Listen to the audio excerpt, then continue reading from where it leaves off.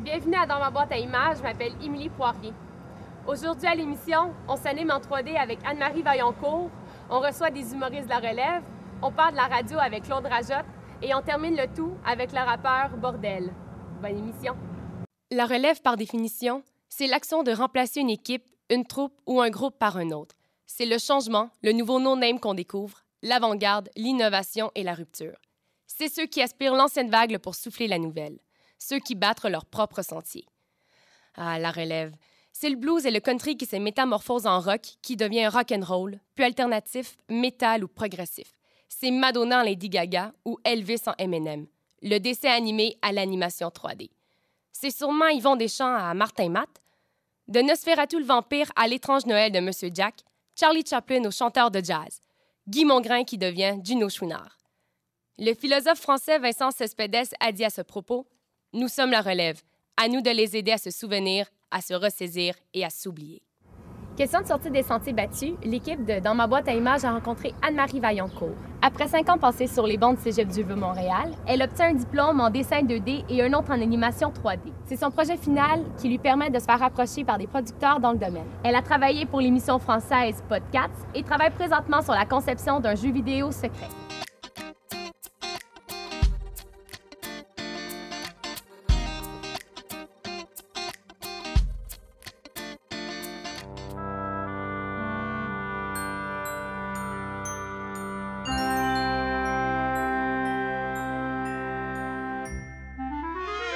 Anne-Marie. Salut. Donc, on sait que tu as beaucoup travaillé dans plusieurs studios, dont Modus FX puis Moco Studio. Oui. Est-ce que c'était par choix personnel ou plutôt parce que tu sais que c'est difficile de se faire un nom dans ton milieu en animation 3D?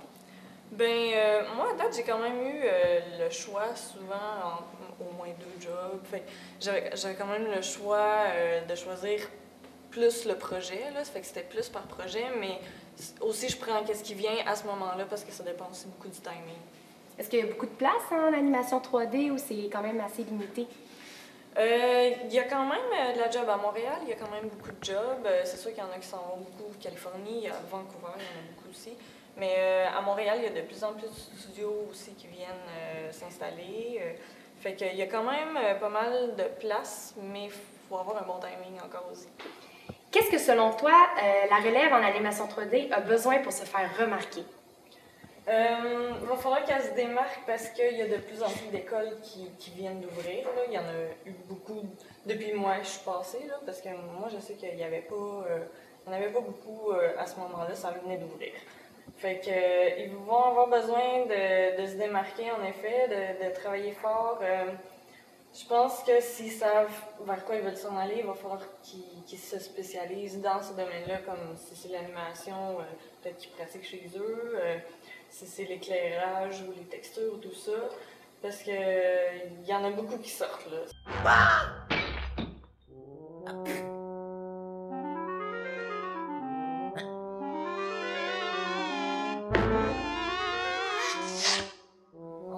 Ça prend combien de temps réaliser un film qui dure 2 heures au cinéma?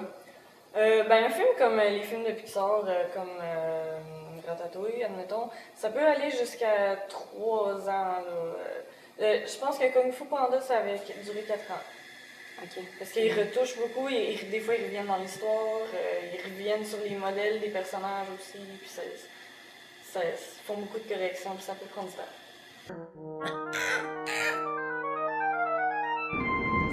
Merci beaucoup, Anne-Marie, d'avoir été avec nous. Puis on te souhaite bonne chance. On espère peut-être te voir travailler en Californie. Merci. Merci.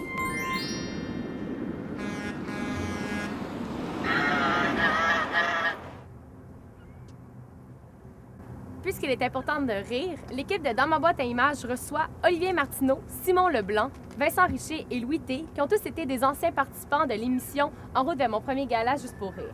Nous les avons rencontrés autour d'une table ronde au Saint-Cyboire afin de parler avec eux de la relève humoristique au Québec.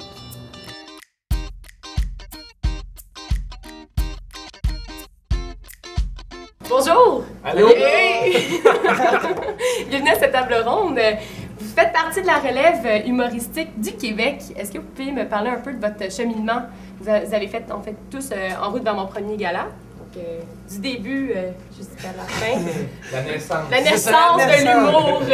Ben, c'est ça, c'est comme tu as dit, moi je pense que le déclencheur ça a été l'émission En route vers mon premier gala, l'édition 2010.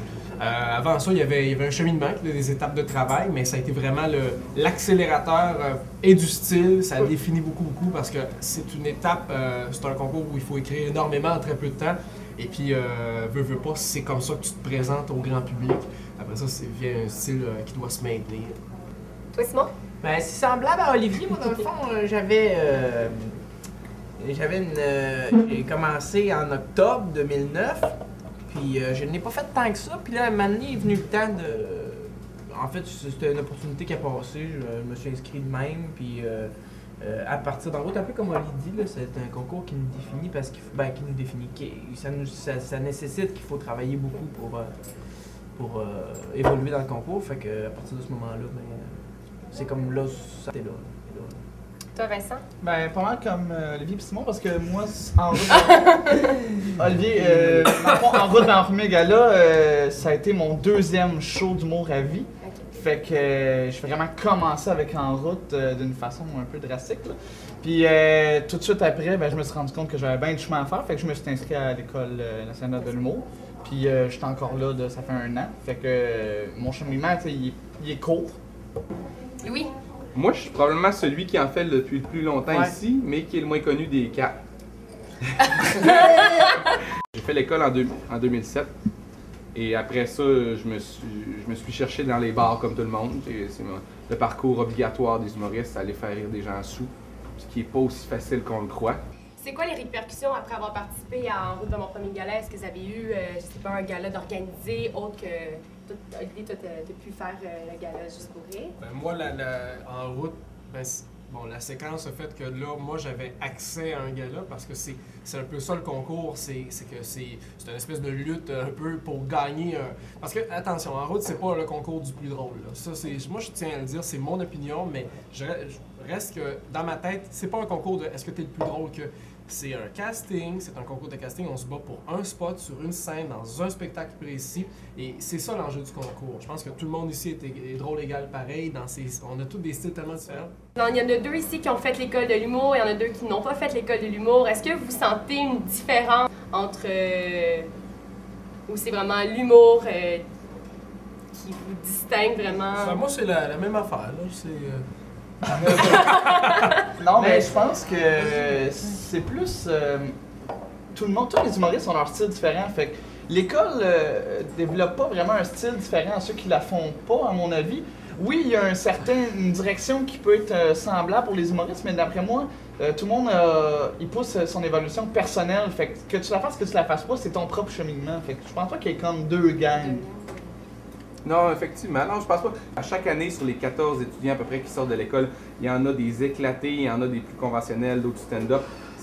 Parce qu'on accuse l'école de faire... de formater les humoristes, mais ce qui arrive en fait, c'est que le milieu demande un certain style. Fait que c'est sûr qu'on a l'impression d'y voir plus eux. Tu sais, on dit que l'école formate les humoristes. Tu peux pas formater un humoriste parce que c'est tellement un art près de ce que la personne est que, à la limite, peut-être que pendant 2-3 mois, elle va essayer d'être quelque chose d'autre, mais rapidement, ça marchera pas ou elle va revenir à l'essentiel de ce qui est. Pour aller dans le sens à Louis, c'est que c'est vrai que l'école, c'est une façon d'apprendre, tu sais. C'en est une, mais il y en a d'autres. Dans le cas de Simon, dans mon cas, c'est peut-être, en tout cas, je parle pour toi aussi, peut-être vers l'improvisation, ça a été excessivement formateur. Moi, c'est de là que je viens. Maintenant, est-ce que ça m'aurait fait le plus grand bien du monde d'aller à l'école? Absolument. Je prendrais des cours demain matin. Ce que Louis s'est fait dire dans un cours, moi, ça me prend, tu sais, dans un cours d'un après-midi, ben moi, ça m'a peut-être pris 1 mois et demi à me planter sur des stages, faire comme, ah ouais, c'est ça. Présentement, je suis avec juste des garçons autour de la table. L'humour chez les filles, qu'est-ce que vous pensez de ça? Est-ce qu'il manque de filles dans le relève humoristique? C'est une drôle de question. Moi, je vais revirer la patente parce que je trouve que poser la question sur la distinction gars-fille, c'est sous-entendre qu'il y a une distinction gars-fille. Alors que moi, j'y crois pas. Je veux dire, au bout du compte, t'es-tu drôle? C'est-tu drôle ce que tu fais? That's it. Mais les filles, continuez à reach for the rainbow. Prochaine question. Prochaine. Est-ce qu'il y passe. a une différence entre l'humour d'avant et l'humour d'aujourd'hui? Est-ce que c'est. passe. Est-ce que c'est. Et l'humour de Mais- demain aussi. Ouais. C'est-à-dire que dans 5 ans, ça sera plus la même chose. Qu'est-ce qui accroche plus l'auditeur présentement? Ouais, attends, moi j'ai une. Moi, je dis la sincérité. J'ai C'est pas ma réponse, vu, la moi. sincérité. Moi, je dis que c'est différent, ça change. Mais il y a une affaire, c'est que, tu sais, ce qui est bon, là, il y a des affaires qui sont bonnes, puis il y a des affaires qui sont bonnes dans une époque, il y a des affaires qui sont bonnes. Tu sais, mettons, moi j'ai écouté, je te dis ça de même parce que j'ai une opinion, c'est rare une opinion. Là. Fait que là, j'en ai un, là, mais là, prends-la, tu sais. C'est parce que j'ai écouté un film de Charles Chaplin hier. OK. Pis C'est j'ai ri, bon yeux, j'ai ri, c'était bon, là, tu sais, il dansait avec des petites patates, de même, c'est Gold Rush. Suivez à la maison. Il y avait 2 fourchettes, vous plantez chacun une patate. Ici, OK? Puis là, vous vous alignez de même, puis vous faites comme si c'est des pieds, tu sais, comme des jambes avec des pieds, puis là, tu sais, c'est drôle en salle. Puis je regardais ça, puis je disais, Colin, c'est drôle, parce que c'était bon. Puis tu verrais ça aujourd'hui encore. C'est ça. Ça serait bon encore. Tu sais, mettons du monde comme Bill Cosby, tu sais, au Québec, ils vont des chiens. Du monde que ce qu'ils ont fait, ça traverse le temps. Puis dans ça, il y a des modes, tu sais, il y a des modes. Mais ce qui est drôle, ça reste drôle, ça va être Je suis drôle. pas d'accord, mais.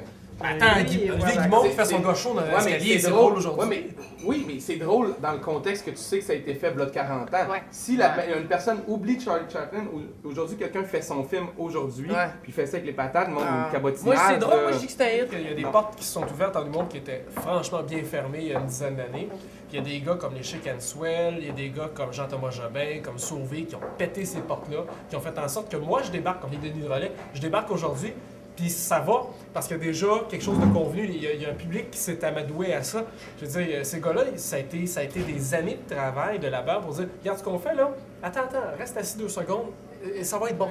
Ben, merci. Puis, on vous souhaite la meilleure des chances pour votre futur. Puis, on espère peut-être vous voir encore sur la scène sur du Saint-Denis, juste à côté. Merci. Merci. Merci, Émilie. Là, y a-tu genre un générique de. Là, j'aimerais ça qu'on fasse comme, yeah, qu'on fige sur les interviews.